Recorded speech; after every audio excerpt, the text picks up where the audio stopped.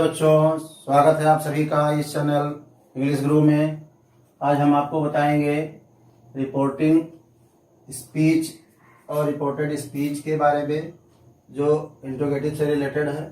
पिछले वीडियो में मैंने अफर्मेटिव उसके क्वेश्चंस कराए थे। अब आज मैं बताऊंगा इंट्रोगेटिव के कुछ क्वेश्चंस और उसके रूल्स। आपको ये समझना होगा कि मैंने यहाँ पहले से कुछ लिख रखा है, क्योंकि वीडियो बहुत छोटा बने। क्या लिखा है? मैंने यहां लिखा है बच्चों, डायरेक्ट फॉर्म ऑफ स्पीच। इसको इनडायरेक्ट में कैसे चेंज करेंगे? तो मान लीजिए सेड आता है। सेड किसका एलिमेंट है? रिपोर्टिंग स्पीच का। सेड किसका एलिमेंट है? रिपोर्टिंग स्पीच का। और इन्वर्टेड कॉमाज भी रिपोर्टिंग स्पीच का एलिमेंट है। और हेल्पिंग वर्ब प्लस सब्जेक्ट, ये रिपोर्टेड स्पीच का एलिमेंट है। क्या करना होगा रूल्स में? अगर सेड आता है तो आपको सेड को आस्क्ड में अथवा इंक्वायर्ड ऑफ में बदलना होगा, लेकिन एक कंडीशन है। कब? अगर ये क्या है बच्चों? क्या है? Reported speech. अगर रिपोर्टेड स्पीच की शुरुआत हेल्पिंग वर्ब से होती है तो हम सेड को आस्क्ड अथवा इंक्वायर्ड ऑफ में चेंज करेंगे। Is that clear? समझ में आई बात? क्या कहना है? अगर रिपोर्टेड स्पीच की शुरुआत हेल्पिंग वर्ब से होती हो तो हम इफ या बदल लगाएंगे। किसके स्थान पे? इन्वर्टेड कॉमा के स्थान पे इफ या बदल लगाएंगे। क्या उत्तर होगा? इसका सेंस क्या होगा? इफ या बदल का मतलब कि क्या? इस हेल्पिंग वर्ब का क्या मतलब होगा? केवल क्या। अगर रिपोर्टेड स्पीच हेल्पिंग वर्ब से शुरू होता है तो इसका मतलब होगा क्या। और इन्वर्टेड कॉमाज के स्थान पे बदल लगाएंगे, इसका मतलब क्या होता है? कि क्या। कब लगाएंगे? दो ऑप्शन देता हूं। एक तो रिपोर्टेड स्पीच की शुरुआत हेल्पिंग वर्ब से होनी चाहिए, और दूसरी बात यह है कि इसका आंसर हाँ या ना से मिलना चाहिए। अगर रिपोर्टेड स्पीच का आंसर एस या नो से मिलता है तो क्या? इन्वर्टेड कॉमा के स्थान पे इफ और बदल लगाएंगे। मेन फार्मूला आपका यही है, ध्यान दीजिएगा, मेन फार्मूला यही है। और सेड के स्थान पे आस्क्ड क्यों लगाए? क्योंकि क्वेश्चन पूछा जाता है और पूछने की अंग्रेजी केवल और केवल आस्क होती है। पास्ट टेंस में हम आस्क्ड कर देते हैं। That clear? सेड को आस्क में बदलेंगे। कब बदलेंगे? अगर ये inverted reported speech helping verb से शुरू है तो, यानी एक क्वेश्चन है, यहाँ क्वेश्चन वर्ड मार्क है, तो सेड को आस्क में चेंज करेंगे। इन्वर्टेड कॉमा के स्थान पर इफ या बदल लगाएंगे। कब? अगर इसकी शुरुआत रिपोर्टेड स्पीच की शुरुआत हेल्पिंग वर्ब से हुई हो। फिर क्या करेंगे? इसके बाद हम सब्जेक्ट को लिखेंगे, हेल्पिंग वर्ब को नहीं लिखेंगे। फिर क्या लिखेंगे? हेल्पिंग वर्ब जिस भी मोड में है उसको पास्ट हेल्पिंग वर्ब में लिखेंगे, फिर वर्ब लिखेंगे। एग्जाम्पल में देना चाहूंगा, I said to him, comma, begin the inverted comma, are you going home? Question mark है यहाँ पे। क्या है? मैंने उससे कहा, क्या तुम घर जा रहे हो? तो मुंडी हिलाएगा, हाँ जा रहे हैं अथवा नहीं जा रहे हैं। इसका आंसर बच्चों यस से अथवा नो से मिल रहा है। तो it is quite confirm that we are to apply here asked and here if और वेदर। ये फैक्ट हो गया है। अगर इसका आंसर हाँ या ना से मिले तो यहां हमें इफ या बदल लगाना होगा। तो क्या होगा? आई, इसके स्थान पे क्या लिखे? क्या लिखा इसके स्थान पे? I asked him. इसके स्थान पे क्या लिखे? इफ लगा दीजिए अथवा बदल लगा दीजिए। अब इसको नहीं लिखना। किसको लिखना है? इसके बाद डायरेक्ट यू को लिखना है। ये यू कौन है? हिम है। कौन है? और ये यहां पर आ जाएगा। और अब इसका पास्ट टेंस क्या होगा? वाज। फिर यहां पे पूरा उतार ही देंगे। दूसरा एग्जांपल है, Ram said to Hari, will you go to school? Ram ने हरी से कहा, क्या तुम स्कूल जाओगे? इसमें भी हाँ या ना का आंसर मिल रहा है। तो क्या लगना चाहिए? यहाँ पे इफ या बदल लगेगा। यहाँ क्या लगेगा? क्वेश्चन पूछा जा रहा है इसलिए आस्क्ड लगेगा। तो क्या होगा? राम आस्क्ड हरी। यहाँ क्या लगेगा? इफ लगाओ अथवा वेदर लगाओ, को एक लगाना होगा। फिर इनको नहीं लिखना है, इनको लिखना है हरी। हरी यहां आके बैठेगा, हो जाएगा ही। इनका past tense would go to school. That clear? समझ में आई बात? और देखिएगा, she said to me do you know Sohan. उसने मुझसे पूछा क्या तुम सोहन को जानते हो। मैं आपको और बता दूं, अगर रिपोर्टेड स्पीच की शुरुआत किससे हुई है? डू से हुई है। हेल्पिंग वर्ब कौन कौन है? हेल्पिंग वर्ब की संख्या आपके पास इतनी है, is, am, are, was, were, do, does, did, has, have, had, will, shall, can, would, may, etcetera आ गया। ये हेल्पिंग वर्ब हो गया। क्या करना है इनको?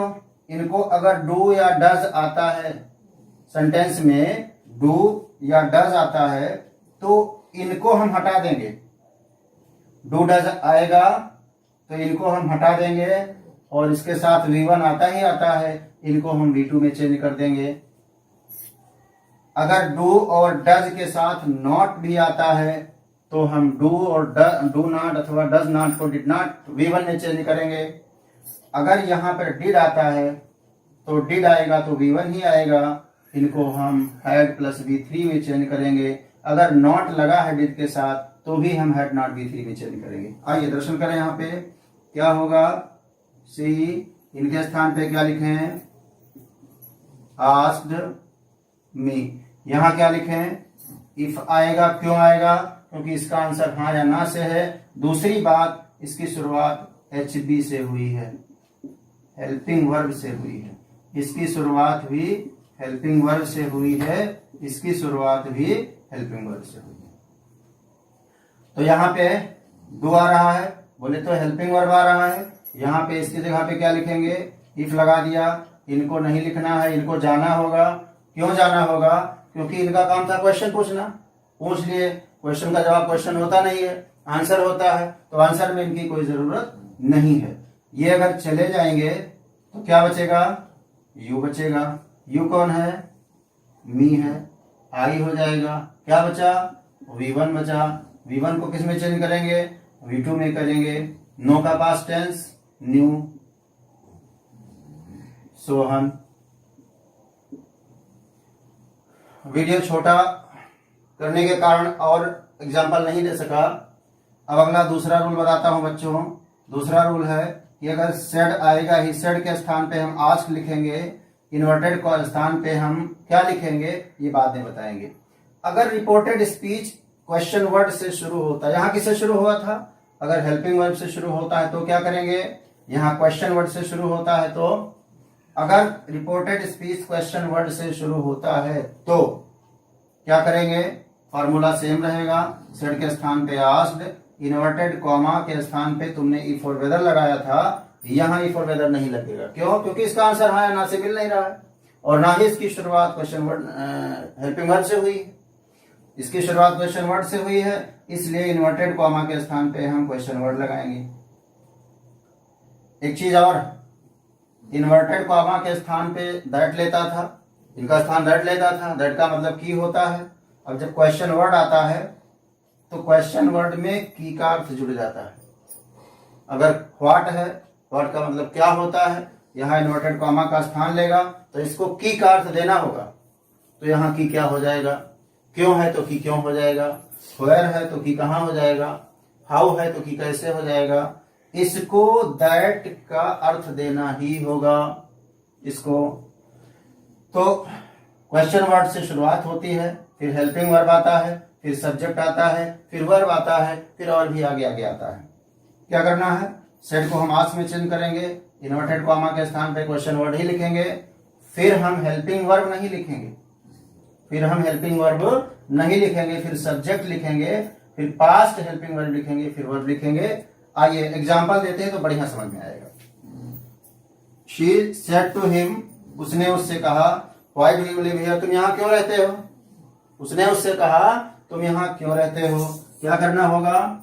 यहाँ पे हो जाएगा शी सेड टू को आस्क्ड हिम, इनके स्थान पे क्या लिखेंगे, कुछ नहीं लिखेंगे,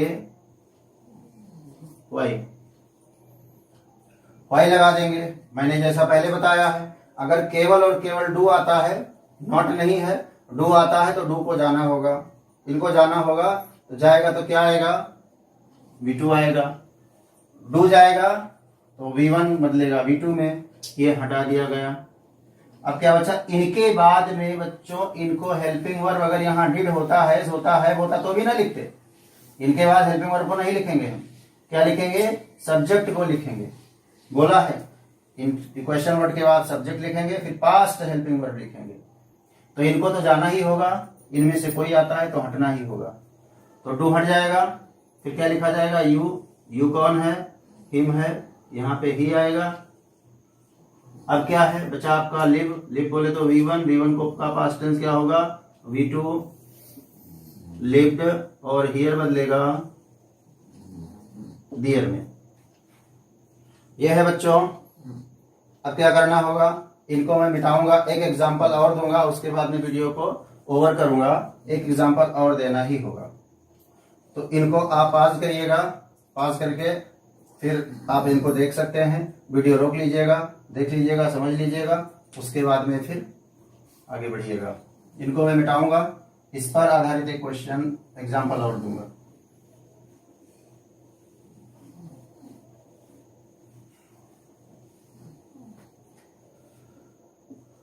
She said to him, why have you not finished your work? Okay, क्या होगा बच्चों, she said to के स्थान पे asked him, यहां क्या लिखे, वाई। यहां जानते हो बच्चों, एक देहाती भाषा में एक कहावत है, यहाँ क्वेश्चन वर्ड क्यों लगा, जिस घर में देवरानी जेठानी दोनों साथ साथ रहती हैं वहां क्वेश्चन मार्क अवश्य लग जाता है उस घर में। मान लीजिए सेंटेंस घर है और यहाँ ये देवरानी है, ये जेठानी है, दोनों साथ साथ रहते हैं, तो प्रश्नवाचक चिन्ह वहां लग जाएगा, इस घर में ये लड़ाई होता है। तो क्या करें, इसको इन दोनों को अलग अलग मायके भेज दें, नहीं मायके नहीं भेजना है, इन दोनों के कमरे के बीच में एक दीवार खड़ी कर दो, सब्जेक्ट रूपी दीवार। इन दोनों के बीच में सब्जेक्ट रूपी दीवार खड़ी कर दो। अब जब दीवार हो जाएगी, देवरानी अलग रहेगी, जेठानी अलग रहेगी। मतलब क्या है, वाई लिखेंगे, फिर हेल्पिंग वर्ब हम नहीं लिखेंगे, किसको लिखेंगे, सब्जेक्ट रूपी दीवार यहाँ पे आएगी। तो ये यू कौन है, यू यहाँ पे आएगा, लेकिन यू काम किसके लिए करता है, हिम के लिए, तो यहाँ पे ही आ जाएगा। अब इसका पास्ट टेंस क्या होगा, हैड, फिर नॉट है ही, उतार देंगे, फिनिश्ड। यू था बच्चों तो योर था, यहां ही आया तो ही का क्या होगा, हिज होगा, हिज। इस प्रकार मैं इस वीडियो को ओवर करता हूं। अगर कुछ इसमें कमी होगी और आपको एक्स्ट्रा आवश्यकता होगी तो कमेंट करिएगा, और आगे का वीडियो मैं आगे और डालूंगा। वीडियो आपको तभी पता लगेगा जब आप सब्सक्राइब करेंगे। अगली सूचना जाननी होगी तो आप सब्सक्राइब करिएगा और अपने कमेंट्स अवश्य लिखिएगा, ताकि आपको प्रॉब्लम क्या है, क्या और समझना है, नया टॉपिक क्या समझना है, मैं उसको समझा दूंगा। Thank you for watching.